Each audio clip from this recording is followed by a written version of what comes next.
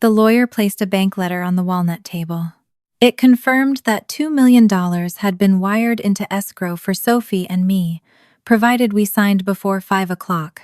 Less than 12 hours earlier, Victor Ashford's widow had seen the crescent-shaped birthmark on Sophie's shoulder and whispered, "I saw that mark on a newborn 18 years ago." Now the family attorney sat across from us, with a 22-page agreement and the calm expression of a man presenting a reasonable solution. Sophie would release every claim to the Ashford Descendants Trust.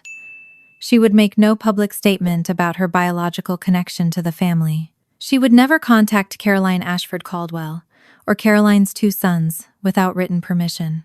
My schedule was different.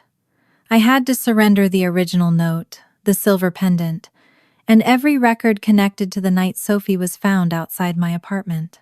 $2 million could erase my mortgage, pay for Sophie's college, replace the car that stalled every winter, and let me close the alterations shop before my hands became too stiff to thread a needle. Then Sophie reached the clause requiring her to deny any future request to establish her identity. Her fingers closed around the pendant she had worn since her 13th birthday. Her face remained calm, but I saw the pulse jumping in her throat. "What are you afraid I'll inherit? The money or the truth?" The lawyer did not answer. Sophie pushed the bank letter back across the table. "Put in writing who authorized this," she said, "and tell them I'm keeping the necklace." That was when I understood the offer was not meant to make us rich. It was meant to make Sophie disappear for the second time. 18 years earlier, I had opened my apartment door and found her in a bassinet with a silver pendant and a note that said, "Please love her before they find her." I had spent nearly 2 decades wondering who they were. By the time we left that office, I knew the more painful question. Why had Sophie's own mother become one of them? Before I take you back to the morning Sophie arrived, I hope you're doing well. Stay with me, because every answer opened a deeper wound. And please subscribe so you won't miss what happened next. To understand why $2 million frightened me more than it tempted me, I have to go back to the morning Sophie arrived. I was 38 years old and living alone in a 3rd-floor apartment on Willow Street. On the 7th of October, 2008, I came home after midnight with rainwater dripping from my coat and pins still caught in the cuff of my sweater. A bride had torn the side seam of her wedding dress 3 days before the ceremony, and I had stayed at the alterations shop until the lace lay flat again. The hallway smelled of wet plaster and somebody's burnt coffee. I had just fitted my key into the lock when I heard a faint sound behind me. It was not a full cry. It was a thin, tired rasp, so soft that I first thought it came from the radiator. I turned toward the stairwell. No one was there. When I looked through the peephole from inside my apartment, I saw only the yellow hallway light and the empty landing.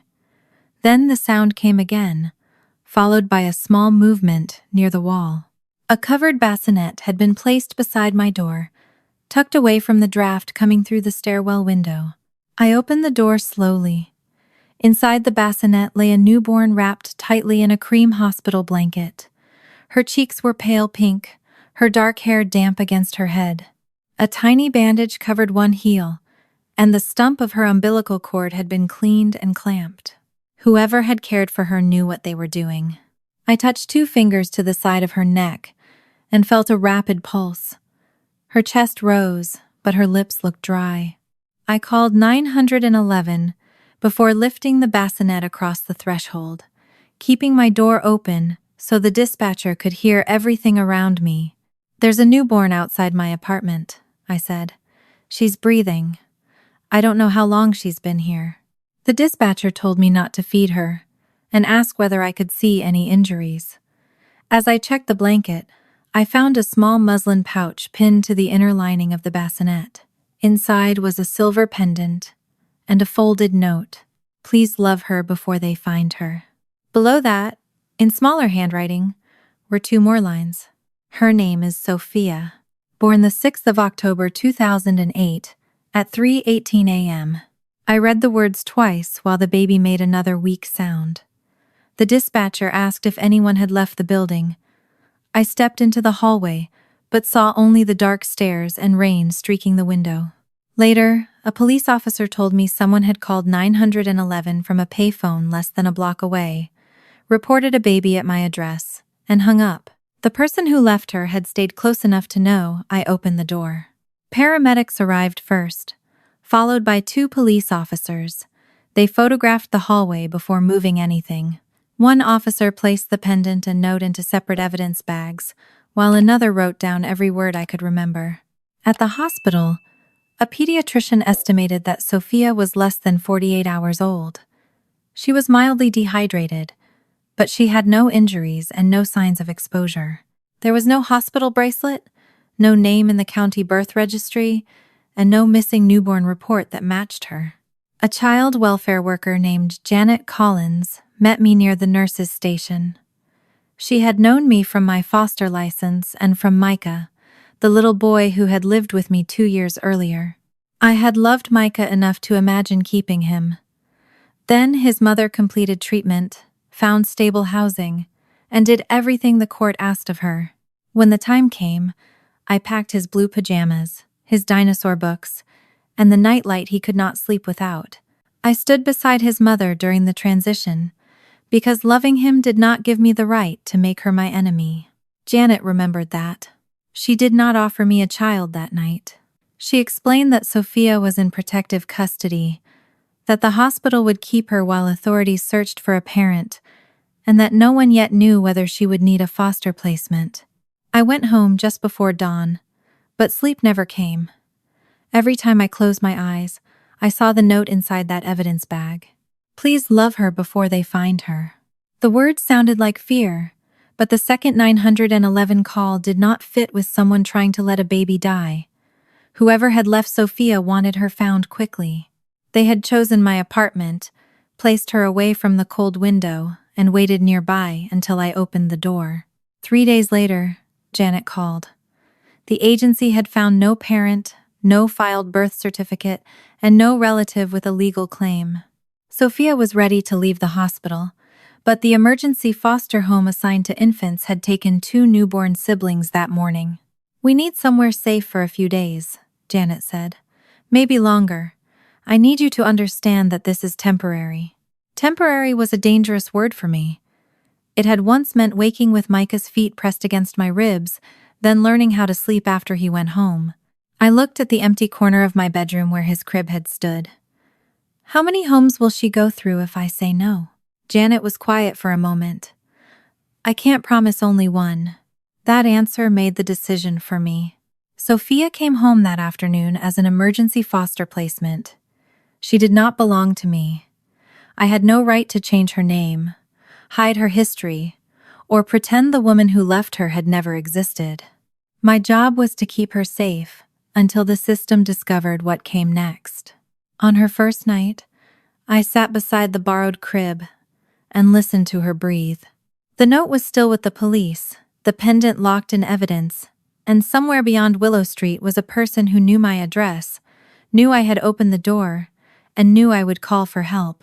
When Janet returned the next morning, she stood in my kitchen watching Sophia sleep against my shoulder. "Why you?" she asked. "Why would someone choose your door?" I told her the truth. I don't know. I did not know the woman who left Sophia had chosen my door because she had already watched me give one child back. For the first several nights, Sophia woke whenever the apartment became quiet. She could sleep through the radiator and traffic on Willow Street, but when every sound stopped, her arms jerked outward, and a frightened cry rose from her crib. I moved my smallest sewing machine outside the bedroom and ran scraps beneath the needle without thread, letting the motor hum. Sophia would settle before I finished counting to 10. I did not call myself her mother. I knew what temporary placement meant, even when my heart tried to pretend otherwise. When she woke and searched the dim room with unfocused eyes, I rested my hand against her back and said the only thing I could promise. "I'm here." Janet Collins called every few days with updates. The agency had checked hospitals across the county, birth registrations, reports involving missing newborns, and notices from private adoption attorneys. Nothing matched the baby found outside my door. At the time, none of us knew she had been born in a private home and that the birth worksheet had never been filed. The note gave them a name and a precise birth time, but Janet warned me that handwriting was not proof. Until someone established legal parentage, the state could not assume Sophia was her birth name or that October 6 was unquestionably correct. The pediatrician's estimate supported the date, so Child Services used it to create a foundling record while the search continued. The pendant and original note remained in agency custody. I received photocopies marked with inventory numbers. Every time I opened the folder, I found myself staring at the same sentence. Please love her before they find her. About 6 weeks after Sophia came home, an attorney contacted Child Services and said he might represent a birth family connected to a private adoption. He would not give Janet a mother's name, produce a signed consent, or file a petition with the court. The agency told him that if he had a lawful claim, he needed to appear formally and provide evidence. He never called again. Instead of reassuring me, it made the note feel heavier. Someone could hire a lawyer but would not stand in court and name Sophia's mother. By winter, the temporary placement had become the shape of my life. I learned which formula upset her stomach and how to fasten a diaper without waking her. I kept a portable crib behind the shop counter and scheduled fittings around her naps. Customers began calling her my baby. I corrected them at first. She's staying with me for now. After a while, the word now began to feel dishonest. I still used it because the alternative frightened me more. Rose Alvarez came into the shop one gray afternoon, when Sophia was nearly 5 months old. I knew Rose through the foster family support. She was a nurse who had attended reunification meetings when Micah lived with me. She looked thinner than I remembered, and twice she turned away to cover a cough. Sophia was asleep in the portable crib near my cutting table. Rose stood several feet away and watched her, but she did not reach down or ask to hold her. I heard the placement was still open, she said. The investigation is still open, I corrected. No one has come forward. And if it stays that way? I folded a strip of ivory satin that did not need folding. Then the court decides what happens next. Rose studied me. That isn't what I asked. I looked at Sophia. One small fist rested beside her cheek. If she needs a permanent home, I said, I'll apply. Rose's face changed so slightly, I might have imagined it. Relief passed through her eyes, followed by something that looked like grief. You loved Micah enough not to make his mother your enemy, she said. He belonged with her once she was ready. You could have fought harder to keep him. I could have made everything harder. That isn't the same thing. Rose nodded and looked back at the crib. A child should know someone chose her for who she was, not for what she could give them. Before I could ask what she meant, another customer entered, carrying a bridesmaid dress in a plastic bag. Rose said she had an appointment and left without touching Sophia. A few weeks later, a cream-colored card arrived at the shop with no return address. Inside, someone had written 6 words. Thank you for keeping her safe.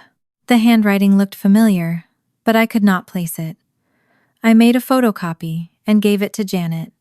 She added it to the file and told me not to respond if another card came. I kept the original inside a locked drawer beneath my tax receipts.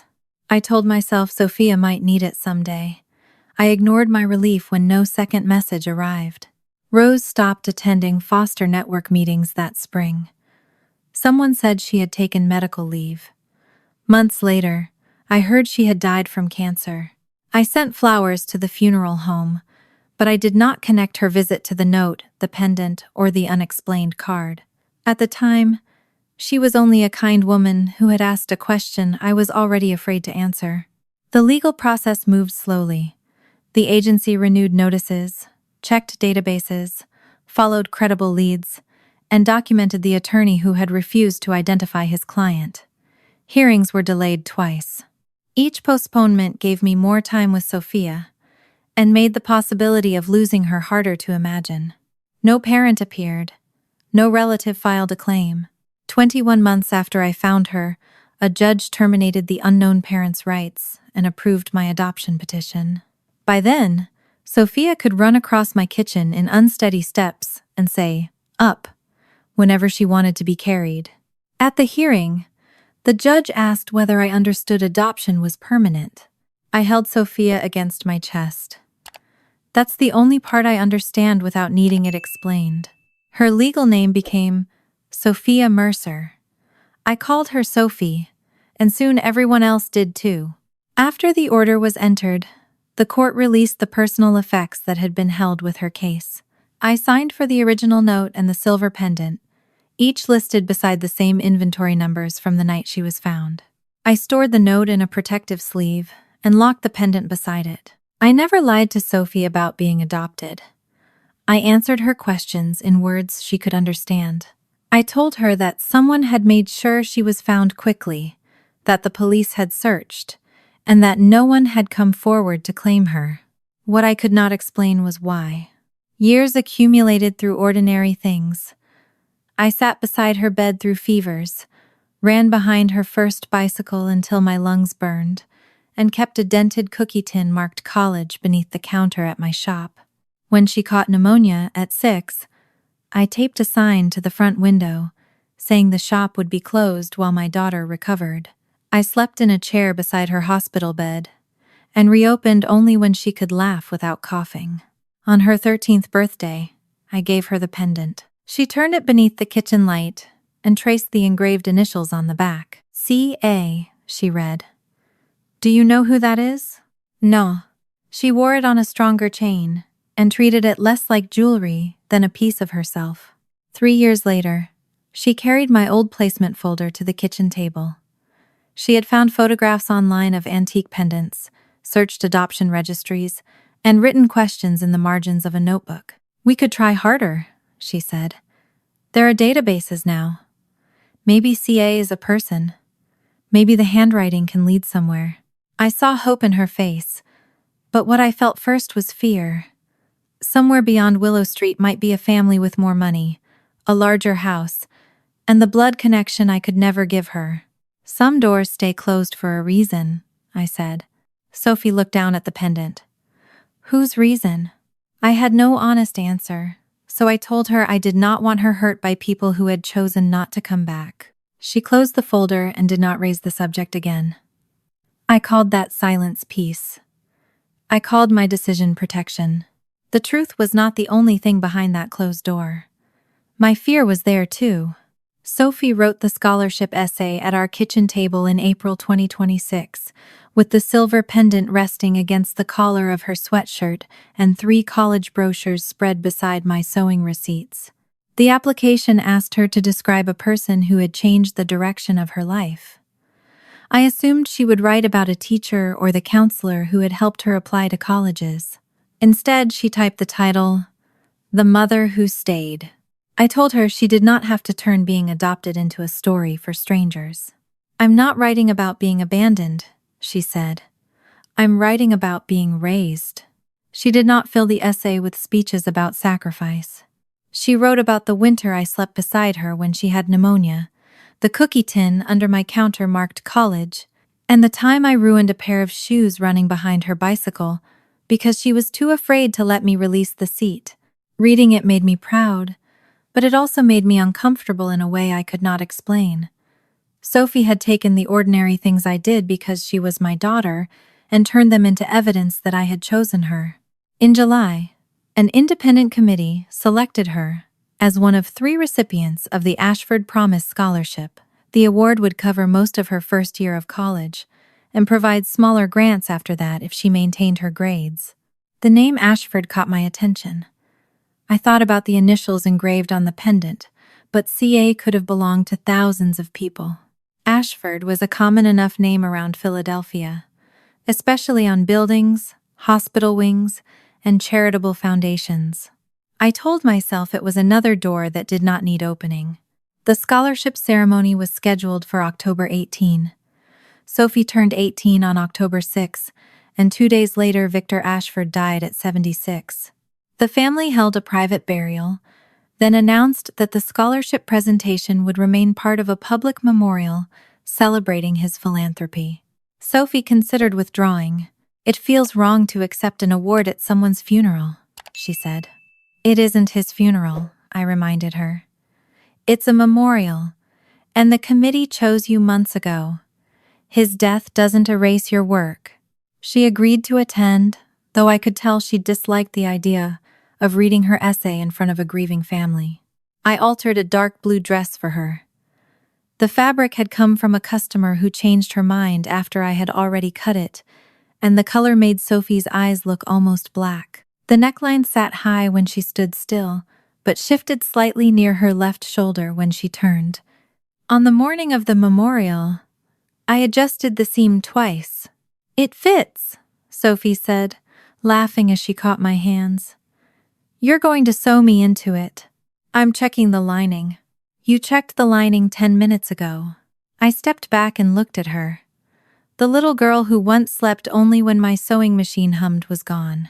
In her place stood an 18-year-old who could read a room faster than most adults and pretend not to be nervous, even while twisting the pendant between her fingers.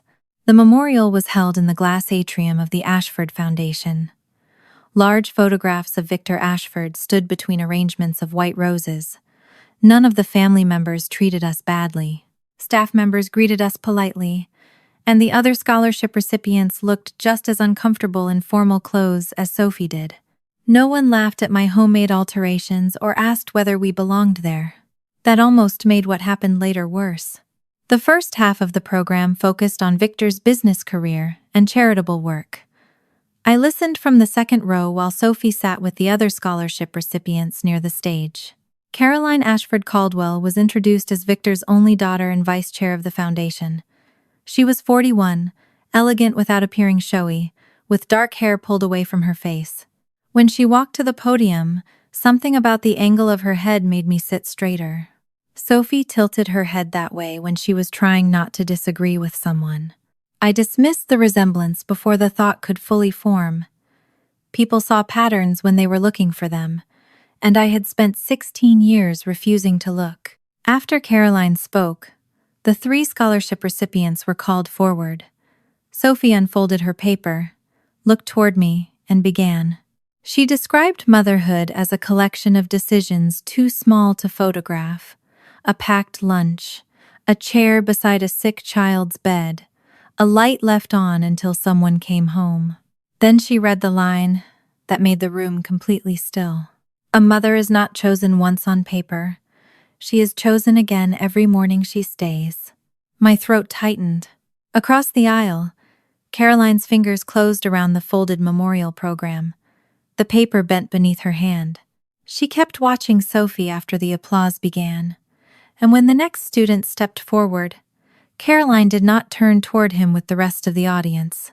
I could not know what she was thinking. I only knew she looked like a woman who had heard something intended for her. After the ceremony, guests formed a receiving line near the scholarship display. Sophie had just finished speaking with one of the committee members when Caroline approached us. "You were remarkable," she told Sophie. Her voice was warm, but her gaze moved over Sophie's face, as if searching for something more precise than a resemblance. "Your name is Sophie Mercer?" "Yes." Caroline glanced at me. "And Diane is your mother?" "She is." Something in Sophie's tone made it clear that the answer required no qualification. Caroline looked back at her. "Did Diane keep the name Sophia?" The question hung between us. Sophie's expression changed first. "How did you know that was my name?" Caroline blinked, then gave a quick smile that did not reach her eyes. "I must have seen it in the scholarship file." The application used Sophie, not Sophia. I had reviewed every page before she submitted it. Before I could say so, Caroline touched the edge of the display table. "You lived on Willow Street, didn't you?" My pulse stumbled. "That was 18 years ago," I said. "It wasn't in her application." Caroline's hand left the table. "The foundation performs background checks. Perhaps I saw it there." There had been no reason for a vice chair to read an old address connected to a scholarship recipient's adoption. A silver-haired woman approached before I could press further. I recognized Evelyn Ashford from the photographs near the entrance. She was Victor's widow and Caroline's mother. Caroline stepped slightly between Evelyn and Sophie, a movement so quick it might have looked accidental to anyone who was not already watching closely. "Mother, this is Sophie Mercer," she said, "one of the scholarship recipients." Evelyn's attention moved from Sophie's face to the pendant at her throat. All the color left her expression. "Where did you get that?" she asked. "It was with me when I was found," Sophie said. Caroline reached for her water glass. "Mother, this is not the place." Sophie turned toward me, and the neckline of her dress shifted near her left shoulder. The crescent-shaped birthmark became visible. Evelyn stopped breathing for one terrible second. Her hand rose toward Sophie, then froze in the air. "I saw that mark on a newborn, 18 years ago." Caroline's glass slipped from her fingers and struck the floor. It did not shatter, but water spread across the polished stone and darkened the hem of her dress. Two nearby relatives turned at the sound. They could not have known what Evelyn meant, but they saw Caroline's face and stopped speaking. A man in a charcoal suit appeared beside us almost immediately. He introduced himself as the Ashford family's attorney and asked Evelyn whether she needed to sit down. Caroline whispered something to him, then guided her mother toward a private hallway. Before leaving, Evelyn looked back at Sophie. It was not the look of a woman seeing a familiar birthmark on a stranger. It was the look of someone watching a secret return in human form. The attorney politely ended the receiving line and asked whether Sophie and I could remain for a private conversation. I refused. We had already been stared at enough. "We will need to clarify a sensitive family matter," he said. "You can call us after you decide what you're willing to explain," I told him. Sophie did not speak until we reached the parking garage. Her hands shook as she fastened her seat belt. "Mom, she knew my name. I heard her. And the street. I heard that too." My phone rang before I started the car. The man from the memorial identified himself again and said he had obtained my number through the scholarship office. He asked us to meet him the following morning, regarding Sophie's possible connection to the Ashford family. I agreed to hear what he had to say, but only because refusing would not erase what had already happened. The birthmark had not proved who Sophie was. It had proved the Ashfords already had a reason to fear who she might be. By the time we reached home, Sophie had stopped shaking, but she had not stopped touching the pendant. She sat at our kitchen table with her laptop open and searched Caroline Ashford Caldwell's name while I made tea. Neither of us drank. The memorial photographs appeared first, followed by charity events, wedding announcements, and older society pages that had been scanned into newspaper archives. Sophie opened a photograph of Caroline at 19, standing beside Victor Ashford at a museum gala. Around her neck was Sophie's pendant. Another image showed the back clearly enough to reveal the engraved initials C.A. Sophie lifted the necklace from her chest and held it beside the screen. "It's the same one. It looks the same," I said. She turned toward me. "Mom, it is the same." I brought out the police inventory from October 2008 and the court order releasing Sophia's personal effects to me after the adoption. The pendant was listed by weight, length, material, and engraving. So was the note. I placed the documents beside the laptop. "Whatever this means, no one can say we took that necklace from the Ashfords yesterday. It was with you when you were found." Sophie read every line. Her finger stopped at the initials. My phone rang at 9:17. The number was unfamiliar, but the voice was not. "This is Caroline Caldwell," she said. "Please don't hang up." I looked at Sophie. She nodded once, so I put the call on speaker. "How did you get my private number?" I asked. "There are contact details in the scholarship system. That system belongs to the foundation." A pause followed. "I know this is not how any of this should happen, but I need to speak to Sophie before the attorneys turn it into something else. The family attorney already scheduled a meeting for tomorrow." "I know. That is why I'm calling tonight." She asked whether we could meet privately. I refused to take Sophie anywhere after what had happened at the memorial, but I agreed to a video call. A few minutes later, Caroline's face appeared on Sophie's laptop. Her hair was loose, and most of her makeup had been wiped away. She looked less like the woman from the foundation website than someone who had been holding herself together until she reached a locked room. Her eyes went immediately to the pendant. That belonged to me. Sophie did not move closer to the camera. Then tell me how it got into a bassinet outside my mother's apartment. Caroline closed her eyes for a moment. When she opened them, the careful public voice was gone. Your father's name was Daniel Reed, she said. We met in college. He was 24 when he died in a car accident. Sophie's hand tightened around the chain. Caroline had been 5 months pregnant when Daniel died. Victor had never approved of him. Without Daniel beside her, she was moved to a guest house on the Ashford property in Bryn Mawr, where the pregnancy was hidden. My father told me I could keep the baby and lose everything, she said. My home, my education, every account with my name on it, and any place in the family. Or I could let them arrange an adoption and return to my life. Sophie's face hardened. That doesn't sound like a choice. It wasn't, Caroline said. She explained that Victor and Evelyn had hired a doctor and a nurse for a private birth at the guest house. A married couple had already been selected to adopt the baby. Lawyers were preparing the documents, though Caroline had not yet signed the final consent. The nurse was Rose Alvarez, she continued. She was the only person who treated me as if I were still a mother.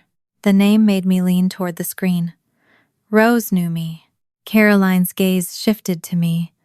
She said she knew someone who would protect a child without asking what the child could give her. Sophie looked at me, but neither of us interrupted. Caroline said she had named the baby Sophia before anyone could tell her not to. She had held her only briefly. Before Rose left the room, Caroline removed the pendant Victor had given her as a teenager and placed it in Rose's hand. I wanted you to have one thing that proved you came from somewhere, she said. For the first time since the memorial, Sophie's anger softened into a wish to believe. What happened after that? She asked. Rose took you before the private placement was completed. My father's attorneys searched, but they would not tell me where. After Rose left, my father told me the child was beyond our reach. The sentence sounded like grief. It also sounded carefully built. Caroline had not said she believed Sophie was dead. She had not said she was told Sophie was unsafe. She had said only that Victor called the child beyond their reach. Sophie touched the birthmark beneath her dress. Your mother recognized this. Caroline nodded. When you were born, it was darker. My mother called it the little moon. That explained Evelyn's reaction. She had not recognized a hereditary mark shared through generations. She had remembered a specific newborn she had seen with her own eyes. Neither the birthmark nor the pendant proved parentage. But Caroline knew details absent from any public adoption record. Sophie asked, Why didn't you go to child services? Caroline looked down before answering. I didn't know which agency had you. I didn't know what name they used or where Rose had taken you. Perhaps she truly had not known in the first days. But she knew Rose's name and had access to Ashford lawyers. I could not believe no trace had surfaced in 18 years. Sophie wanted the answer to be simpler than that. You thought I was adopted by strangers? She asked. I hoped you were safe. That isn't what I asked. Caroline's lips trembled. I was 23, grieving Daniel, and terrified of my father. By the time I understood what had happened, too much time had passed. She then asked if she could meet Sophie alone before the legal meeting. No, I said immediately. Both of them looked at me. Caroline drew back. I wasn't asking to take her anywhere. You had 18 years to decide what you wanted. You don't get private access to her because your mother recognized a birthmark. Mom, Sophie said quietly. She has already used confidential scholarship information to call us. We do not know what she wants. I want to hear her without everyone answering for me. I am not answering for you. I am protecting you. The words left my mouth before I heard how familiar they sounded. Sophie's expression changed. You said doors stay closed for a reason.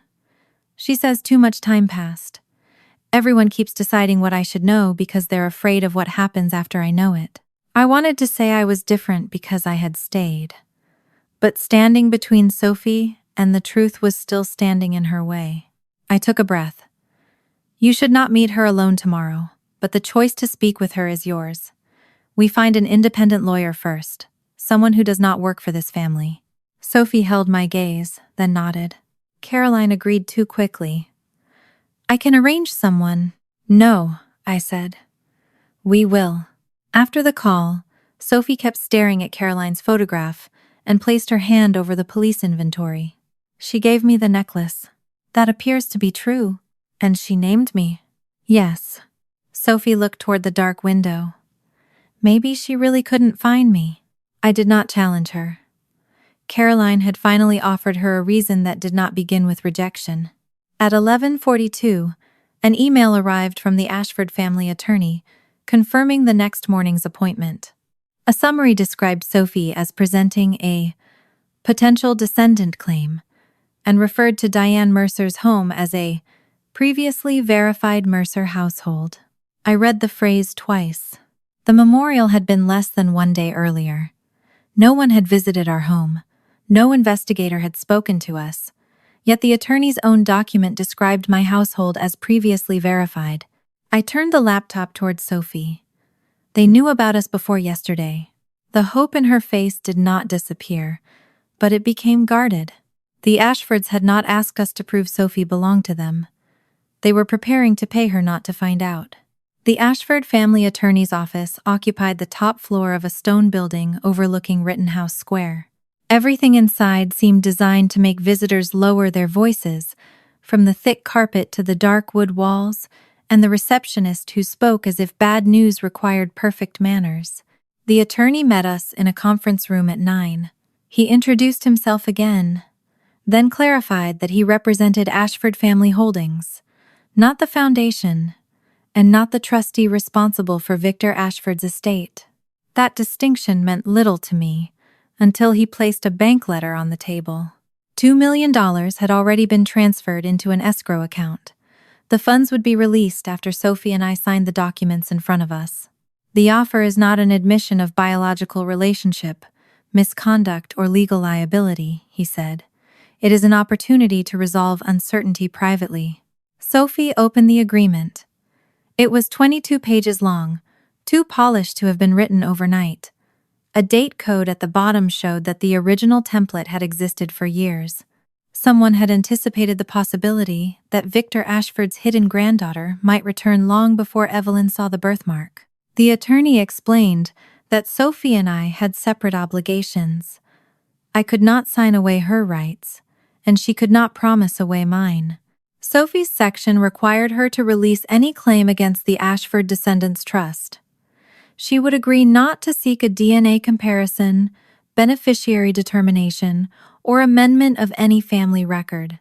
She could not publicly state that she was connected to Victor, Evelyn, Caroline, or any other Ashford. Another clause prohibited her from contacting Caroline or Caroline's sons unless Caroline gave written permission. My section required me to sign a separate non-disclosure agreement, surrender the original note and pendant, and release any future claim connected to the way Sophie's identity had been concealed. The attorney delivered every sentence in the same measured tone. He might have been explaining a property boundary instead of asking a young woman to erase the first 18 years of her life. $2 million was more money than I had ever expected to see. The balance on my mortgage was just over $92,000.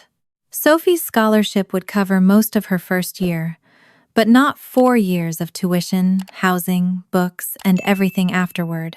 My Subaru had stalled twice the previous winter, and some mornings my fingers hurt so badly that I soaked them in warm water before trying to thread a needle. That money could have released us from every practical fear I carried. It could not answer why Caroline knew Sophie's first name. Sophie turned the pages slowly, reading more carefully than the attorney expected.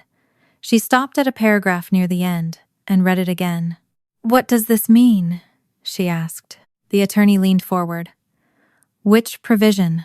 "The part where I agree never to request recognition of my identity, even if I later obtain independent proof. It prevents future litigation. It prevents me from asking who I am. It provides finality for everyone involved." Sophie looked at the bank letter, then at the clause forbidding her from contacting Caroline's children.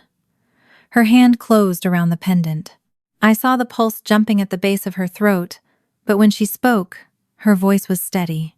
"What are you afraid I'll inherit, the money or the truth?" The attorney did not answer. For several seconds, no one moved. I could hear the faint ticking of a clock behind me and traffic far below the windows. Sophie closed the agreement and pushed the bank letter across the table. "I'm not signing this."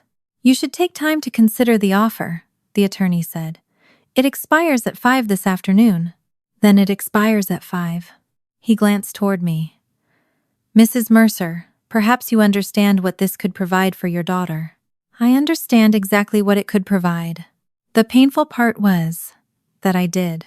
Sophie placed one hand flat on the agreement. "I want a complete copy. I also want the name of the person who authorized the offer in writing. I will have to consult my client." "You already consulted someone before $2 million went into escrow." The attorney's expression remained controlled, but he did not contradict her. "All future communication will go through a lawyer I choose," Sophie continued. "Not someone from the foundation, not someone hired by the Ashfords." He looked at the pendant. "The necklace is included among the items requested for return. It was found with me, entered into police inventory, and released to my mother by court order. I'm keeping it." The attorney gathered the unsigned pages, but left a copy for us. He reminded Sophie that rejecting the settlement did not establish any right to the trust. "I know," she said. "It only establishes that I'm not for sale." She stood before I could reach for her coat. Sophie made it through the elevator and across the lobby without showing anything. The moment we stepped into the parking garage, her knees weakened. I caught her arm. "Sit down." She shook her head and hurried toward a concrete pillar. She barely reached a trash can before she vomited. I held her hair away from her face while her body shook. The calm young woman who had challenged a family attorney disappeared, leaving my 18-year-old daughter frightened and humiliated under the fluorescent garage lights. When she could breathe again, I gave her a bottle of water from my bag. "I thought I was going to faint in there," she whispered. "You didn't." I wanted the money for a second. There is nothing wrong with understanding what it could do. She wiped her mouth with a tissue. They knew that. That's why it was $2 million and not $20,000. I helped her into the car. Before starting the engine, I said we could leave Philadelphia for a few days. We could drive west, turn off our phones, and let a lawyer read the agreement before we did anything else. Sophie stared through the windshield. "Leave for what?" "To get some distance. From them or from the questions. Both, if we need it." She turned toward me. Her eyes were red, but her voice had sharpened again. "You heard what Caroline said last night. You saw previously verified household in that email. Someone has known about us for years, and your first idea is to leave. My first idea is to keep you safe. By helping them keep everything closed?" The question hurt because it was not entirely unfair. "I am not helping them. You told me some doors stay closed for a reason.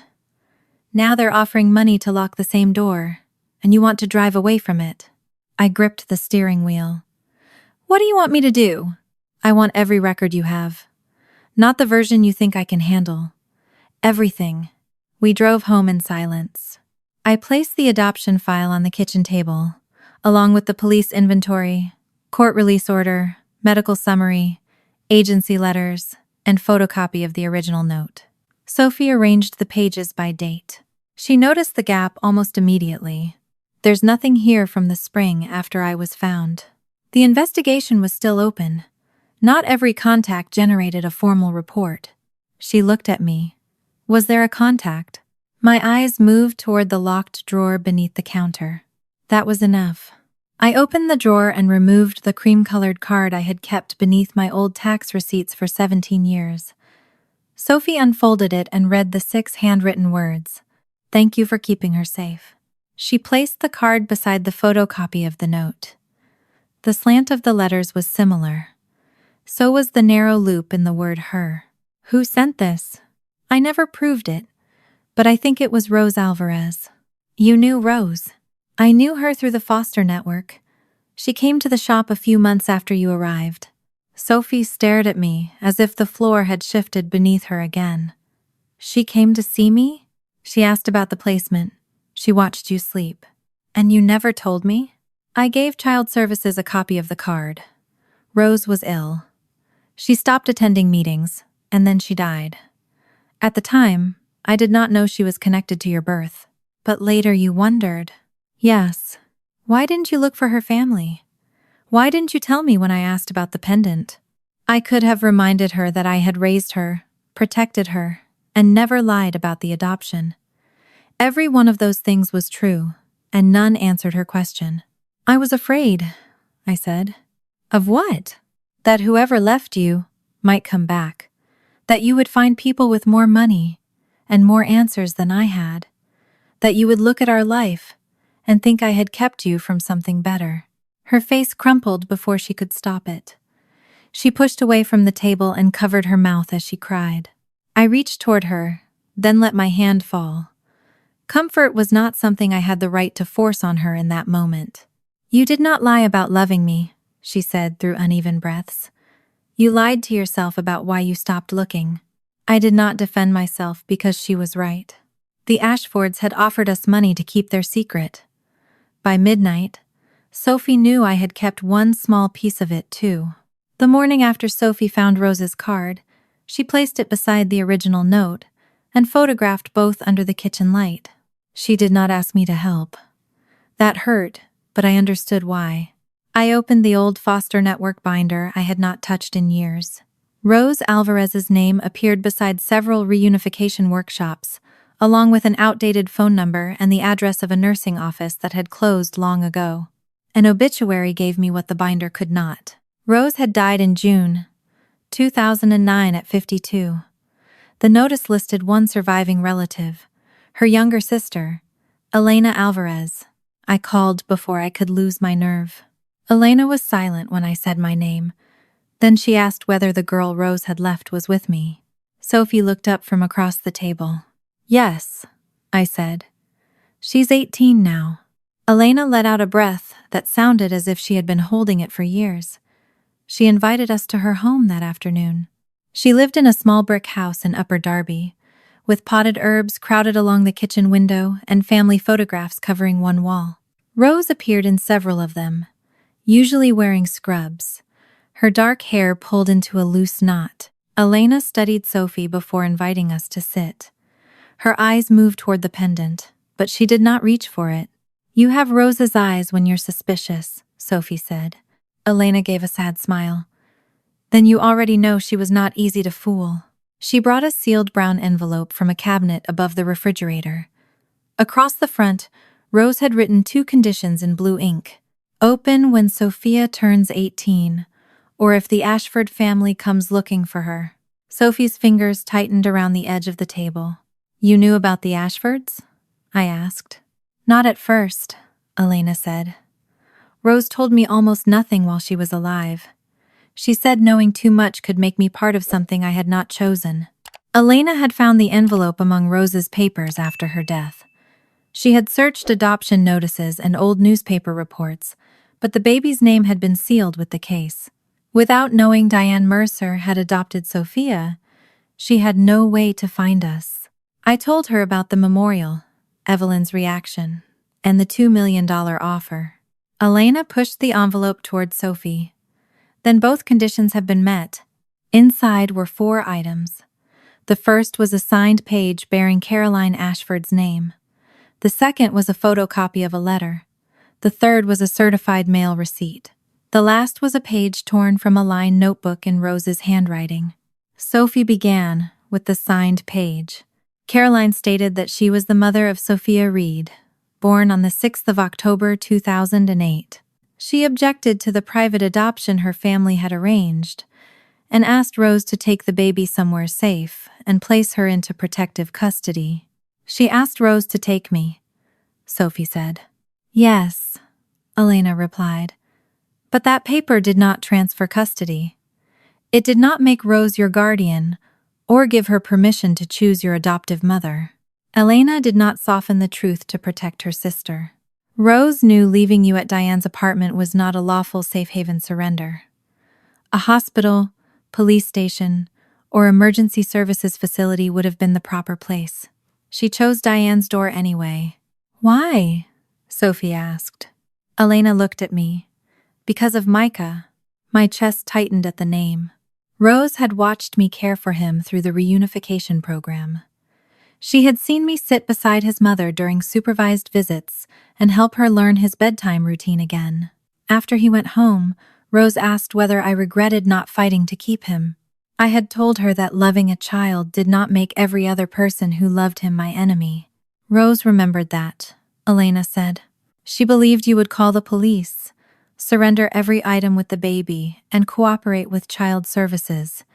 She knew you would not hide Sophia just because you wanted her. Sophie looked at me, and for a moment the anger between us eased. Elena continued. Rose also believed that if Sophia's mother came back ready to take responsibility, you would not erase her. The relief disappeared. The sentence landed exactly where my guilt lived. Rose was wrong about one part, I said. She was not wrong about the woman you were, Sophie replied quietly. She just did not know how afraid you would become. I accepted that because I had asked Sophie for the truth, not comfort. Elena explained what happened the night Rose brought her to Willow Street. Rose placed the baby in a covered bassinet away from the draft. The pendant and note were secured inside, not placed around Sophia's neck. Rose waited in the stairwell until she heard my door open, then walked to a payphone and called 911. She never left you alone for more than a few minutes, Elena told Sophie. That does not make what she did legal. It means she understood the danger and tried to limit it. Rose could not take Sophia herself. Her cancer had already spread, and she knew she might have months rather than years. She also believed that if she went directly to the authorities with Caroline's signed statement, Victor's lawyers would turn the situation into a fight Rose could not survive long enough to finish. She made a choice she knew could have sent her to jail, Elena said. I loved my sister, but I will not pretend every part of it was right. Sophie opened the photocopied letter next. It was dated the 12th of January 2009, 3 months after she had been found. Rose addressed Caroline by name. Sophia was alive. The letter included the child welfare case number and my full name. It stated that Sophia was in a licensed foster placement and that the adoption had not been completed. Rose wrote that Caroline still had time to contact the agency, identify herself as the mother, and ask the court to hear her claim. She warned that waiting would make every step more difficult. Sophie reached the final line and stopped. You asked me to save her from your family. I cannot save you from the choice you make next. The certified mail receipt was attached behind the copy. It showed delivery to Caroline's private office on January 15. The signature read C. Ashford. Caroline had not yet married Jonathan Caldwell. There was no confusion over the surname. She signed for it, Sophie said. The receipt proves someone signed that name, I said carefully. It does not prove she read every word. Sophie looked at me with frustration. Why are you defending her? I'm trying not to claim more than the evidence proves. Elena nodded. Rose wrote in her notebook that the letter went directly to Caroline's office, not Victor's house or the foundation, but I cannot tell you who opened it after it arrived. Sophie wanted certainty. I could see it in the way she pressed the receipt flat against the table. Maybe Victor intercepted it, she said. Or Evelyn had someone sign for her. It was possible. Caroline had described a family that controlled her money, movements, and information. The receipt narrowed the possibilities, but it did not close them. The final page was Rose's journal entry. She wrote that choosing my door had never been intended to keep Sophia from her birth mother forever. It was meant to create a record outside Ashford control and place the baby with someone who would protect her without destroying the path back to the truth. Rose believed Caroline might come forward once the shock of Daniel's death and Victor's threats no longer controlled her. She also believed I would tell Sophia everything when she was old enough to decide what to do with it. I lowered the page. For 17 years, I had kept Rose's card in a locked drawer. I had told myself I was waiting until Sophie could bear the answer, when the truth was that I had been waiting until I could bear the risk. Sophie read the final sentence aloud. I chose Diane because she knows the difference between giving a child a home and claiming the right to own her story. Her voice broke on the last word. I want to see Caroline again, she said. But this time I want her to bring every letter, every record, everything she ever kept about me. The decision frightened me. I did not try to stop her. Rose had broken the rules to give Sophie a future. Caroline had been given a lawful chance to enter that future and had stayed away. Caroline agreed to meet us 2 days later in a small conference room at the Ashford Foundation. The room was nothing like the grand memorial hall. There were no portraits of Victor, no flowers, and no staff waiting outside to guide us. Only a round table, 4 chairs, and a narrow window overlooking the gray roofs of Philadelphia. Caroline had asked to speak with Sophie alone. I waited in the hallway while Sophie went inside. The door remained partly open, and I could hear the scrape of a chair but not their voices. Less than a minute later, Sophie stepped back out. I want you in there, she said. I searched her face. Are you sure? You're the one person in this story who was actually there for my life. Caroline was standing when I entered. A wooden box sat on the chair beside her, polished dark brown with a small brass latch. Her eyes went to me, then back to Sophie. I thought this might be easier for her without an audience, she said. My mother isn't an audience, Sophie replied. Caroline accepted the correction and sat down. Sophie placed copies of Rose's papers on the table. She started with the page signed on the 7th of October 2008. Is that your signature? Caroline did not pretend to examine it for long. Yes. You asked Rose to take me. I asked her to get you away from my father's attorneys. Caroline folded her hands together. They had already chosen a couple. Everyone kept telling me those people could give you a stable life, as if stability meant I had no right to object. You could have gone with Rose. Pain moved across Caroline's face. I had just given birth. Daniel was dead. My father had taken my phone, my accounts, and every document with my name on it. I thought Rose would bring help back. But she didn't. No. She disappeared with you. There was anger in Caroline's voice, but not the kind directed at someone who had stolen a child. It sounded more like anger at a person who had obeyed the desperate words Caroline later wished she had never spoken. Sophie slid forward the copy of Rose's January letter and the certified mail receipt. This went to your office. Caroline read the delivery date. I had an assistant then. My father controlled the staff around me, including my mail. The receipt says C. Ashford. Assistant signed for me all the time. Did you read it? Caroline looked toward the window. I don't remember receiving this letter. It was not a denial. It was an answer designed to survive, whether proof appeared later or not. Sophie noticed that too, but the explanation could not yet be disproved. Victor had controlled Caroline's money and movements. He had hired the attorneys. It was possible someone had signed her name and carried the envelope directly to him. Caroline touched the wooden box beside her. I did not come here to defend my father, she said. I came because there are things I should have given you years ago. She placed the box on the table and opened the latch. Inside were envelopes arranged by date. Some were thick, others only a single sheet. Each had a year written in the corner and the same date beneath it. October 6. 18 birthdays. Sophie stared at them. What are these? Letters to you. Caroline lifted the first envelope with both hands, careful not to bend it. I wrote this when you turned 1. I didn't know where you were. I did not even know if Rose had kept the name Sophia. She passed it across the table.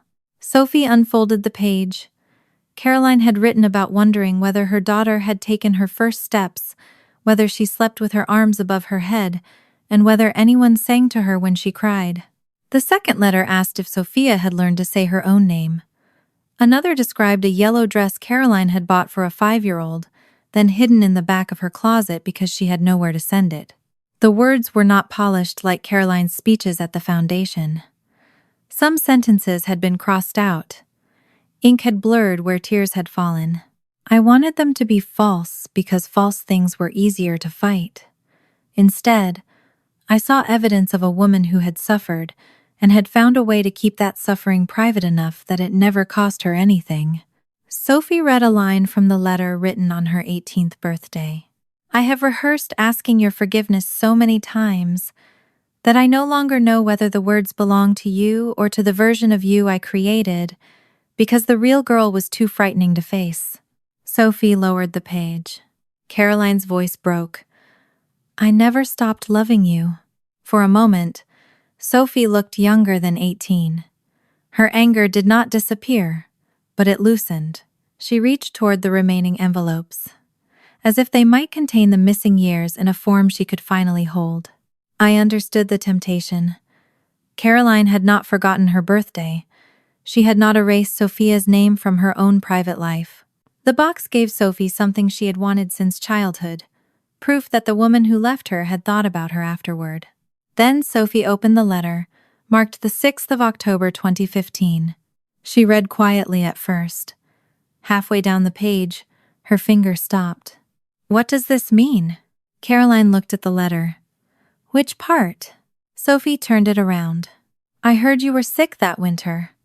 I prayed someone sat beside you until your breathing became easy again.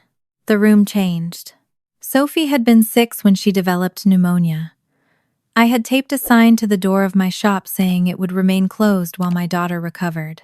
Customers brought soup and left cards in the mail slot, but no newspaper had reported it. No public biography mentioned it. How did you know I was sick? Sophie asked. Caroline's eyes moved too quickly toward me. Someone connected to the family heard about it. Who? I don't remember. It was a long time ago. I did remember the sign on the shop door. Someone could have seen it without breaking into medical records. But first, they would have needed to know which shop belonged to me. Sophie reached deeper into the box and found a photograph tucked behind the letter. It showed a school auditorium decorated with paper snowflakes. Sophie stood on stage with the elementary choir, 2nd row from the left. The picture had been taken from the audience. She studied it, then looked at Caroline. Were you there? No. Then who took this? I asked someone to make sure you were safe. The sentence was almost a confession, but Caroline delivered it as if it proved restraint. You had someone watching me, Sophie said. Not watching you all the time. I only needed to know you were healthy and cared for. How many times? Caroline reached for the box. Sophie, please understand that I was trying not to disturb your life. I put my hand on the lid before she could close it. If you knew where she was, why didn't you knock on our door? Caroline looked at me with tears filling her eyes. Because she already had a mother. The words found the tenderest part of me. For 1 second, they sounded noble. Caroline had seen that Sophie was loved and chosen not to tear apart her home. Then I remembered Rose's letter. Caroline had been offered a lawful chance before the adoption was complete. Later, she had found us again and decided that knowing Sophie was safe gave her permission to remain absent. She had made the decision for all 3 of us. Sophie pulled the box back toward herself. How many times did you check? Caroline's hand tightened on the lid. There were occasional updates. How many? This is not the right way to go through private papers. They're letters addressed to me. They were never sent. The truth of that sentence seemed to frighten Caroline. She closed the box too quickly, catching several loose pages beneath the lid. A thin folder slid from the bottom and fell across the table. The top page faced us for only a few seconds. Mercer Household Verification. The 14th of February 2015. Report 15 to 2047. Caroline snatched it up before Sophie could read the paragraph below. What is that? Sophie asked. An old background report. Give me a copy. I can't. It contains private information. About my life. About other people too. Sophie did not grab the folder or reach for her phone. She sat perfectly still, but her face had closed again. I repeated the number silently until it fixed itself in my memory. Years of writing invoice codes and alteration measurements had trained me not to lose numbers once I saw them. 15到2047. Caroline gathered the letters back into the box. I brought these because I wanted you to know I cared. Sophie stood. You brought them because you wanted me to feel sorry for you. Caroline flinched, but Sophie did not add another sharp sentence. She seemed too tired to turn her pain into eloquence. In the hallway, she leaned against the wall and closed her eyes. We need our own lawyer, she said. Not to sue anyone yet. I just want to know what that report was. I nodded. The next morning, we would call Mara Klein, the trusts and estates attorney recommended through legal aid. Caroline had not spent 18 years wondering whether Sophie was safe. She had known enough to stop wondering and had still stayed away. Mara Klein did not promise us justice. She sat behind a desk, crowded with legal pads, read every document twice, and told Sophie that wanting the truth did not automatically give her the right to force a family to surrender it. The birthmark proves nothing in court, she said. The pendant and note establish where certain objects came from, not who your mother is. What you have is enough to raise a serious question, but not enough to answer it. Sophie placed her savings envelope on Mara's desk. It held money she had set aside for college applications and deposits. I added what I could from the shop account. The retainer was smaller than what the Ashford attorney probably charged for a single afternoon, but Mara accepted it. What can we do? Sophie asked. We notify the trustee that a possible beneficiary exists. We preserve the documents you already have, identify the trust language, and ask whether Victor Ashford left any record concerning an unrecognized descendant. And if they ignore us, then we decide what comes next, one step at a time. Mara made copies of the police inventory, the court order releasing the pendant and note, Rose's papers, and the page where I had written the number from Caroline's fallen report. 15到2047. She warned us not to contact Caroline again until the trustee responded. She also told Sophie not to post anything online, no matter how angry she became. This is not about protecting the Ashfords, Mara said. It is about protecting your credibility. Sophie nodded, though I could tell she hated having to behave carefully, while the people who hid her had spent 18 years making their own rules. The Ashford Descendants Trust was not controlled by Evelyn or Caroline. A corporate trustee in Wilmington administered it under Delaware law. Victor had built a verification period into the agreement, which meant no money would be distributed immediately after his death. Mara's notice was enough to pause the process while the trustee reviewed Sophie's claim. For 6 days, we heard nothing. Sophie went to school, and I opened the shop each morning, but neither of us behaved as if life were normal. Every time my phone rang, she looked toward it. Every time an unfamiliar car slowed near the window, I wondered whether someone had come to watch us again. On the 7th day, Mara called. The trustee found the report number. Sophie closed her eyes. I gripped the edge of the cutting table. Mara asked us to come to her office that afternoon. When we arrived, a thin folder waited on the conference table. She explained that the trustee had located a contingent descendant file, Victor transferred when the trust became irrevocable. The file had existed for years. Victor had known there might be another grandchild. Mara slid the first document toward us. It was a memorandum from the attorney who prepared the private adoption in 2008. It described an unnamed newborn, a birth mother who had not signed final consent, and a nurse who removed the baby before placement. Another page recorded a call involving a foundling case in Philadelphia. Victor's attorney believed the child might be Caroline's daughter, but recommended withdrawing rather than identifying the birth family in court. Sophie stared at the sentence. "He knew where I was," she said. "He knew about the case," Mara corrected gently. "The file does not prove he knew the exact placement at that time." The distinction mattered legally. Emotionally, it changed little. Victor had allowed the system to search for parents, while his lawyers stood close enough to recognize the child and chose silence.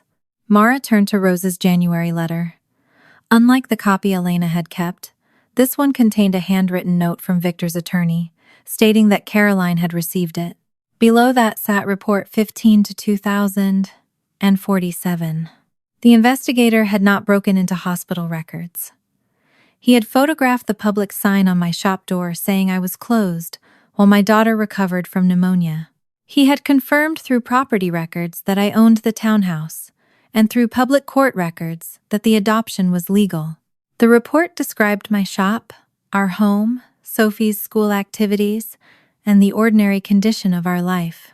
Stable household. No evidence of neglect. Child appears closely bonded with adoptive mother. I hated seeing our life reduced to lines written by a stranger who had watched from across the street. The report was careful, almost clinical, but every page meant someone had stood outside my shop and looked through our windows without our knowledge. At the bottom of the final page, Caroline had written 4 words in blue ink. No contact. Continue confidentiality. Sophie read them without moving. Mara placed 2 shorter reports beside the first. One was dated 2019, when Sophie was 10. The other was from 2023, when she was 14. The updates were brief. They confirmed we still lived together, Sophie was doing well in school, and there had been no public attempt to search for her birth family. Caroline had not checked once in a moment of panic. She had returned to the question again and again. "She knew when I was 6, Sophie said. Then 10, then 14. Her voice sounded calm, but her hands had begun trembling. Mara showed us one final email. Caroline had approved the $2 million settlement through Ashford Family Holdings. Evelyn had agreed to the amount, but the authorization came from Caroline. The same woman who said too much time had passed had tried to purchase more silence. Mara also explained that the foundation had opened a separate review. An audit showed Caroline used scholarship records to access our phone number after the memorial without a legitimate business purpose. That review is not part of the trust claim, Mara said. Do not expect it to resolve quickly. Sophie barely heard her. She stood so suddenly that her chair struck the wall. I followed her into the hallway, where she pressed both palms against her face. She knew where I was, she said. She knew you were taking care of me. She knew I got sick. She knew what school I went to. I waited. What if that is what I inherited from her? Sophie asked. What if leaving people when they become inconvenient is somewhere inside me? I wanted to tell her she was nothing like Caroline. The answer came too easily, and easy answers had already harmed her enough. Blood can give you her eyes, I said. It cannot make your choices for you. She lowered her hands. You made choices for me too. The truth of it hurt more because I had finally stopped denying it. Yes, you kept Rose's card. Yes, you decided I was safer not knowing. I did. Sophie looked back through the glass wall at the documents on Mara's table. How are you different? I could have listed 18 years of meals, fevers, school meetings, and bills. Those things mattered, but they did not erase the choice I had made. I am different, only if I stop doing it now. When we returned to Mara's office, I opened the case I had carried from home. I placed the original note on the table, still inside its protective sleeve. Then the pendant, Rose's card, the adoption file, the police inventory, and the court order. I pushed everything toward Sophie. These are yours. She looked at the pendant. You gave it to me years ago. I mean all of it. The records, the decisions, the right to speak to Caroline, and the right not to. I will give Mara every authorization I can legally give. I will not hide another page. Sophie's eyes filled. But she did not reach for me. I was afraid the truth would take you from me, I said. I will not let that fear make me another person who chooses for you. I did not ask her to forgive me. I did not ask her to promise she would still come home after meeting Caroline. After a long silence, Sophie gathered the papers and placed them in her own folder. Then she told Mara she wanted one private meeting with Caroline and Evelyn before the foundation publicly appointed Caroline to lead Mothers Forward. No cameras, Sophie said. No press. I don't want a spectacle. What do you want? Mara asked. Sophie opened her notebook and wrote 3 questions. Did you want me when I was born? When did you know I was alive? Why didn't you come? The question was no longer whether Caroline had lost her daughter. It was how many times she had found Sophie and chosen not to come. On the 29th of October 2026, Mara met us outside a small conference room at the Ashford Foundation. The ceremony appointing Caroline to lead Mothers Forward had been postponed. She remained on administrative leave while the foundation reviewed her use of Sophie's scholarship records. The corporate trustee had kept the Descendants Trust frozen, and Evelyn had been removed temporarily from any advisory role connected to Sophie's claim. None of those decisions was final. They are precautions, not verdicts, Mara told us. No one is receiving money today, and no one is being permanently removed from anything in this room. Sophie nodded. She wore the silver pendant against a plain black sweater. In one hand, she carried copies of the investigator's report and the unsigned settlement. In the other, she held the notebook containing the 3 questions she had written in Mara's office. Do you want me inside? Mara asked. Sophie looked at me, then at the closed door. No lawyers unless someone refuses to answer. Mara remained in the hallway. Caroline and Evelyn sat on opposite sides of the table when we entered. The space had no windows and no portraits of Victor. Without the foundation's public stage around them, they looked less like members of a dynasty and more like 2 women who had spent years agreeing not to say certain things aloud. Sophie sat across from Caroline. I took the chair beside my daughter but did not open the folder or speak for her. She placed the report and settlement on the table. This is not a negotiation, she said. I'm not here to ask how much more you'll pay. Caroline looked at the pendant. I never wanted the lawyers to approach you that way. Sophie slid the authorization email beside the settlement. Caroline's name appeared beneath the approval. You signed it. Caroline lowered her eyes. Sophie opened her notebook. Her fingers trembled slightly, but when she spoke, her voice was clear. Did you want me when I was born? Caroline's face changed. The careful expression she used in public disappeared. Yes. The answer came without hesitation. I named you Sophia before my father could reduce you to paperwork, she said. I held you after Rose cleaned you. You had dark hair, and one hand curled against your cheek. When I saw the mark on your shoulder, I thought it looked like a little moon. Evelyn shifted in her chair. That was what I called it, she said. Caroline was exhausted. Victor had already told her what would happen if she refused the adoption. Sophie looked toward her. What would happen? He would cut her off completely, Evelyn replied. No home, no accounts, no tuition, no family support.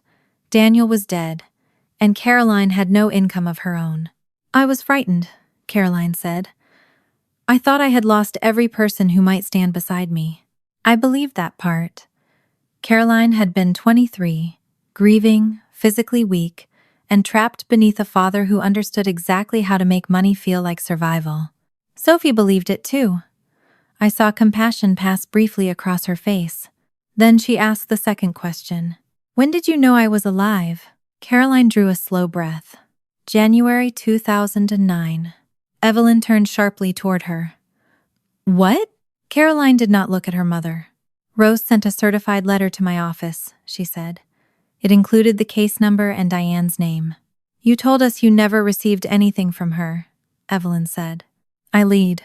The word settled heavily in the room. Caroline admitted that she had signed for the envelope herself. She had read Rose's warning that the adoption was not final and that she could still appear before the court. Victor had found the letter in her desk several days later. He told her that coming forward would expose the hidden pregnancy, the private birth, and the failed adoption. He threatened to leave her without money and destroy Daniel's reputation by portraying him as unstable and irresponsible. He said Sophie was safe, Caroline told us. He said appearing would only create another scandal around a child who had already found a home. Sophie did not argue with Victor's cruelty. She looked only at Caroline. "Why didn't you come?" Caroline's hands closed around each other. "At first, because I was still dependent on my father. Then I met Jonathan. I told him I had lost a baby after birth. By the time we were engaged, telling the truth meant admitting I had lied to him from the beginning." She looked toward the report. "When you were 6, I had money of my own. I hired someone to find out where you were.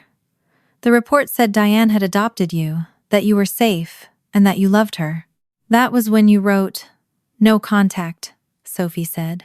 "Yes. Why?" "Because you had a mother. You had a school, friends, a home. I told myself that walking into your life would be selfish." Sophie's jaw tightened. "What were you protecting me from when I was 6? Caroline opened her mouth but did not answer. The silence lasted long enough to become an answer of its own. Finally, Caroline said, "I was protecting the life you already had." "No," Sophie replied. "You were protecting the life you had." Caroline flinched. She spoke about Jonathan, then Lucas and Owen. Each year made the truth more dangerous. If she admitted Sophie existed, she would have to explain the lie to her husband, her children, the foundation, and everyone who believed her public story. "The longer I waited, the more people the truth could hurt," she said. "The longer you waited, the more expensive honesty became for you," Sophie answered. Caroline's eyes filled. "I wrote to you every birthday." Sophie looked at the woman who had kept 18 letters in a wooden box, rather than place one in the mail. "You wrote to yourself. A letter becomes mine when you send it." Caroline looked away. Evelyn straightened as if she could still restore order by explaining it. "Diane gave you a good life. We were told you were safe, and clearly you were. Whatever mistakes were made, the result was the best one available. I had intended to remain silent unless Sophie needed me, but Evelyn had taken 18 years of my daughter's life and turned it into evidence that the people who abandoned her had acted wisely. A good result does not make what you did good," I said. Evelyn stared at me. "You did not choose me because I was the best mother for Sophie," I continued. "You did not know me. You stayed away because admitting who she was would have cost your family something." For the first time, Evelyn had no prepared reply. Sophie placed the settlement authorization directly in front of Caroline, who approved the $2 million. Caroline wiped beneath one eye. "I did." Evelyn looked at her again. "You told me council recommended the amount." "They did. I authorized it through the family company." "Why?" Sophie asked. Caroline's voice weakened. "I was trying to protect Lucas and Owen." Sophie sat back. She did not raise her voice. "You chose your life after I was born. You chose it again when Rose wrote to you. You chose it when you found me at 6. Then you chose it again when you signed this." Caroline pressed her lips together. "My sons have done nothing to you," she said. "I know. They cannot become part of a public scandal. I will not release their addresses, school information, or anything private about them. They are children, and this is not their fault." Relief crossed Caroline's face too quickly. Sophie continued. "But I will not stay silent about you using foundation records to find me. I will not pretend the money was kindness, and I will not deny who I am to protect the story you told your family." Caroline looked at me, then back at Sophie. "Where does that leave us?" Sophie touched the pendant. "You are my biological mother. Diane is my mother." Caroline absorbed the distinction without collapsing or demanding comfort. Her pain remained hers to carry. Beside her, Evelyn looked from the report to her daughter. She had spent years believing Victor alone had sealed the secret. Now she understood Caroline had continued it without telling even her. "You knew all those years," Evelyn said. Caroline nodded. The room became quiet again. After a while, Caroline asked, "May I write to you?" Sophie closed her notebook. "You can send them. I cannot promise I will read them." She stood, and I stood with her. No one had been arrested. No inheritance had changed hands. Caroline was still on leave, the trustees' review was still open, and months of difficult decisions remained ahead. But when we walked out of that room, one thing had already changed permanently. For the first time in 18 years, Caroline was not allowed to call silence love. By March 2027, the truth had stopped arriving as a shock and started arriving as paperwork. A voluntary DNA test completed in January confirmed what the pendant, Rose's records, Victor's contingent file, and Caroline's own admissions had already established. Sophie was Victor Ashford's biological granddaughter and qualified as a descendant under the trust. The result did not place $20 million in her bank account. The amount was an estimated beneficial interest, still subject to taxes, investment changes, legal costs, and the corporate trustees' rules. Sophie could receive approved support for college and other reasonable needs, but she could not spend the trust freely at 18. Mara called that protection. Sophie called it the first sensible decision anyone in the Ashford family had made about money. She never accepted the $2 million settlement. She also refused to surrender what the trust legally owed her merely to prove that she was better than Caroline. "Keeping what belongs to me is not the same as letting them buy me," she said. I agreed, though I was still learning how to speak about millions without feeling as if the number itself might change the person sitting across from me. The foundation completed its own review in January. Caroline had accessed Sophie's scholarship file for a personal matter, used foundation employees to arrange private meetings, and failed to disclose a conflict involving one of the scholarship recipients. The board removed her from the mother's forward appointment after the investigation, not because she had given birth to Sophie or because the public demanded punishment. They removed her because she had used an organization meant to help young women as another tool to control her own daughter. Jonathan learned the truth. Sophie asked Mara to keep Lucas and Owen's names, schools, and private information out of every public filing. Whatever Caroline had done, her sons had not chosen the lie they were raised inside. We heard that Caroline and Jonathan were in counseling. I did not ask for more details. Their marriage was not the story Sophie needed to carry. Evelyn sent one letter through Mara. It contained no request for forgiveness and no invitation to the Ashford home. She admitted that she had helped Victor turn Caroline's fear into obedience, and later used Sophie's good life with me as proof that their cruelty had somehow become wisdom. Sophie placed the letter in a drawer without reading it a second time. Caroline began sending letters too. This time, the envelopes had stamps, postmarks, and Sophie's real address. She did not write every week or demand a response. She wrote about Daniel, the night Sophie was born, and the choices she had spent years calling impossible because admitting they were choices would have required her to accept responsibility. Sophie kept the letters together. Some days she read one. Other days she left the drawer closed. Caroline was finally sending them. That did not mean Sophie owed her an answer. The distance between Sophie and me took longer to close than any legal file. We still ate breakfast at the same table and argued about whether she needed a heavier coat. She still worked at the shop on Saturdays, and I still found coffee rings beside the register after she left. But there were moments when she studied me as if checking whether another hidden page existed. One evening, I found her sorting the adoption records again. I sat across from her and apologized without explaining myself first. "I should have told you about Rose's card when you asked about the pendant," I said. "I should have helped you look instead of deciding that my fear was a reason to stop." Sophie traced the edge of the cream-colored card. "I know you thought you were protecting me. I was protecting myself, too." She looked up. "I was afraid you would find a family with more money, a bigger house, and answers I could never give you. I thought if the door stayed closed, I could not be replaced. "You raised me," she said. "That should have been enough for you to trust." It should have been. I did not ask whether she forgave me. I had learned that an apology became another kind of pressure when it demanded immediate comfort. After a while, Sophie said, "I thought about taking the 2 million. I know. You don't know how close I came. I saw you rubbing your hands before work. I thought about paying off the house and making you close the shop before it hurt you more."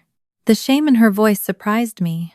"Thinking about the money does not make you Caroline." "How do you know?" "Because money was not her worst choice. Her worst choice was deciding someone else had to disappear so she could keep her life unchanged." Sophie looked toward the sewing machine near the window. "I wanted the money to change your life. That is not the same thing." A week later, Sophie asked whether the apartment on Willow Street still existed. The building had been sold and was being renovated. I called the property manager, explained that my daughter had once been found outside one of the apartments, and asked whether we could visit the hallway before construction reached the 3rd floor.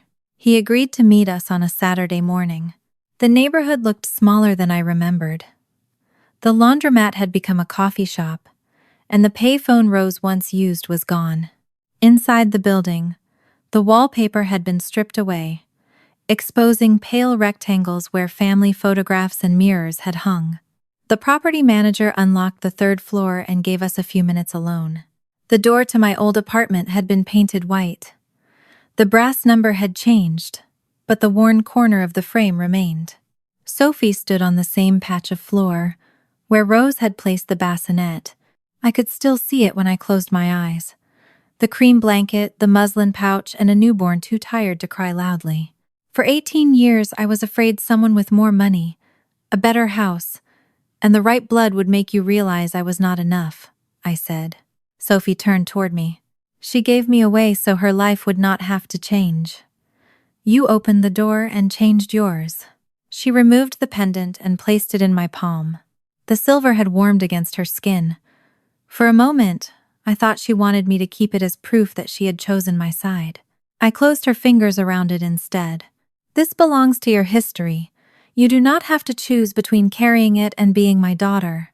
Sophie looked down at the initials Caroline had worn long before either of us knew her name. Then she fastened the chain around her neck again. She did not have to erase Caroline to love me. She did not have to reject the Ashford trust to prove that money had not purchased her. She did not have to pretend Rose's choice was lawful, Evelyn's choice was merciful, or my silence had been harmless. She could carry every part of the truth without allowing any one part to define her. When we reached the stairs, Sophie stopped and looked back at the door. "Are you ready?" I asked. She reached for my hand. Money could tell Sophie what she was owed. The truth could tell her where she came from. But when she held my hand before we walked away from that door, 18 years of staying had already told her who her mother was.